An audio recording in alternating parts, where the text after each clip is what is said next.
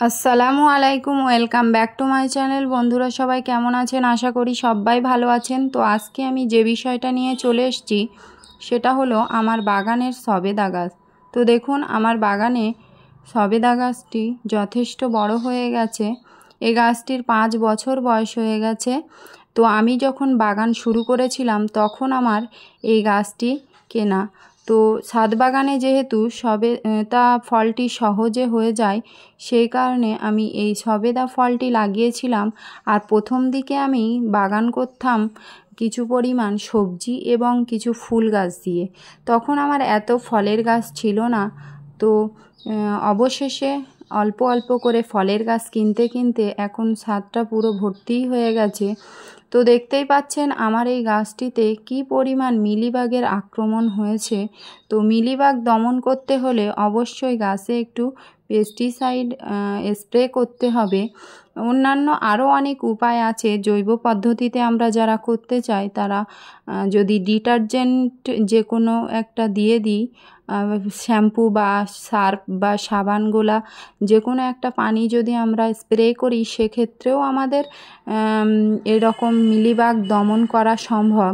কিন্তু আমি যেহেতু প্রতিদিন স্প্রে আমার পক্ষে করা সম্ভব না, সেই কারণে আমি একটি পেস্টিসাইড এইভাবে স্প্রে করে দিই। সেক্ষেত্রে কি হয়, একবার স্প্রে করে দিলেই মিলিবাগ দমন হয়ে যায়। তো আমরা যারা অনেকেই চাই জৈব পদ্ধতিতে পুরো বাগান করতে পুরোপুরি, তো পেস্টিসাইড ব্যবহার করতে চাই না, তাদের জন্য বলছি ডিটারজেন্ট গ্রুপের যে কোনো একটা সাবান সার্ফ বা শ্যাম্পু যে কোনো একটা দিয়ে দিলেই সেক্ষেত্রে মিলিবাগ দমন করা সম্ভব। তো এটা হলো আমার একটা আরও সবেদা গাছ। তো এই সবেদা গাছটি আমি নার্সারি থেকে যখন কিনেছিলাম আমাকে থাই ভ্যারাইটির সবেদা বলে দিয়েছিল। তো থাই কালাপাতি বলে দিয়েছিল, জানি না কালাপাতি কি অন্য পাতি হবে। তো যাই হোক, আমার এই গাছটিতে এখনও সবেদা পাওয়া হয়নি। গাছটির 3 বছর বয়স।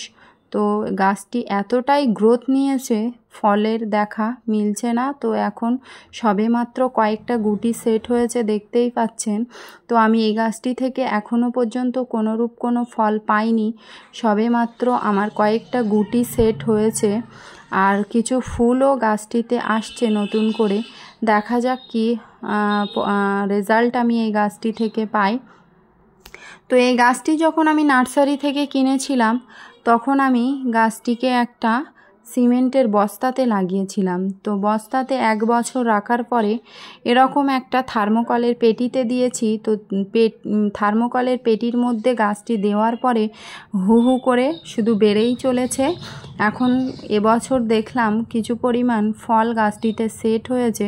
তো এখনও আমি এই গাছটিতে ফল হারভেস্ট করিনি বা ফলের কোয়ালিটি মিষ্টতা কিছুই আমাকে দেখার সুযোগ হয়নি। তো দেখতেই পাচ্ছেন সবেমাত্র কয়েকটা গুটি সেট হয়েছে আর কিছু পরিমাণ ফুল গাছটিতে আসছে। তো যাই হোক, ছাদ বাগানে আমরা যারা গাছ করি অবশ্যই সবেদা গাছ রাখতেই হবে, কারণ বিনা পরিচর্যায় বছরের পর বছর যে গাছটি ফল দিয়ে যায় তা হলো এই সবেদা।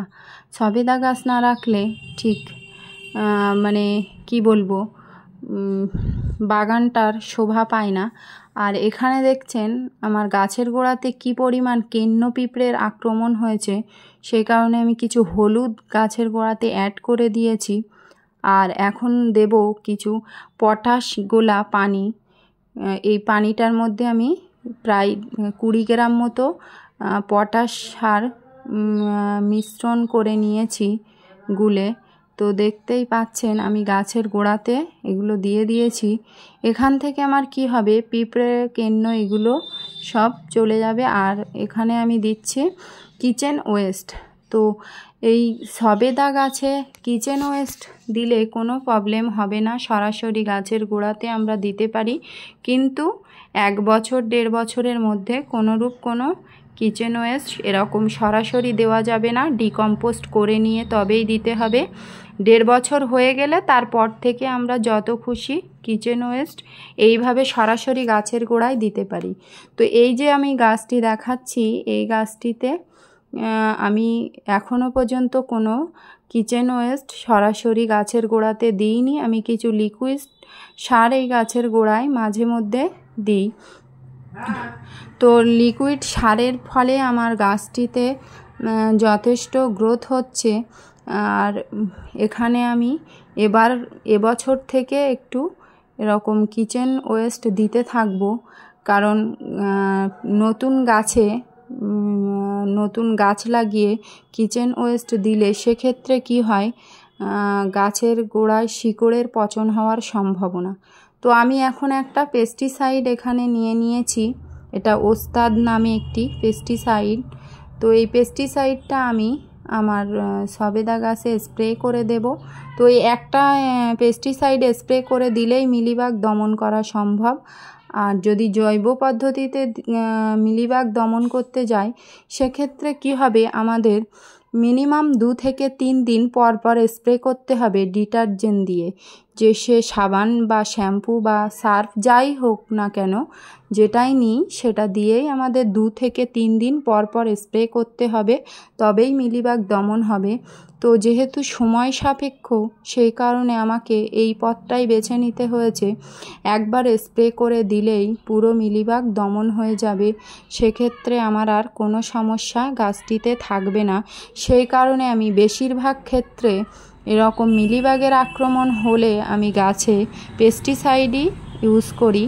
তো আপনাদের যাদের পেস্টিসাইড ইউজ করার ক্ষেত্রে একটু দ্বিধাবোধ আছে, তাদের ক্ষেত্রে বলছি ডিটারজেন্ট গ্রুপের যে কোনো একটা নিয়ে আপনারা স্প্রে করে দেবেন। সেক্ষেত্রে পরপর 3 দিন স্প্রে করলে তবে গাছটা পুরো ঝাঁ চকচকে হয়ে যাবে, কোনোরূপ কোনো মিলিবাগ আর গাছে থাকবে না। তো দেখতেই পাচ্ছেন আমি এই গাছটিকে পুরোপুরি স্প্রে করে স্নান করিয়ে দিচ্ছি। সেক্ষেত্রে আমার সমস্ত মিলিবাগটাই এখান থেকে দমন করা সম্ভব হবে। এই গাছটিতেও কিছু মিলিবাগ আক্রমণ করেছে।